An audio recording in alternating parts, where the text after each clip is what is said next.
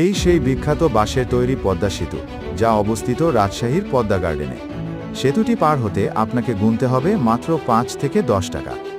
দেখতে যতটা সরল, এই সেতু ঘিরেই কিন্তু রয়েছে নানা বিতর্ক। প্রায়শই পর্যটকদের সঙ্গে কথা কাটাকাটি লেগেই থাকে এই সেতুর আদায় নিয়ে। নির্মাণকারী প্রতিষ্ঠানের কর্মকর্তা ও কর্মচারীদের সঙ্গে দেখা যায় এসব তর্ক বিতর্ক। এই ছোট্ট বাঁশের সেতু যেন পর্যটকদের জন্য শুধু রাস্তা নয়, বরং হয়ে উঠেছে একটি আলাদা অভিজ্ঞতা।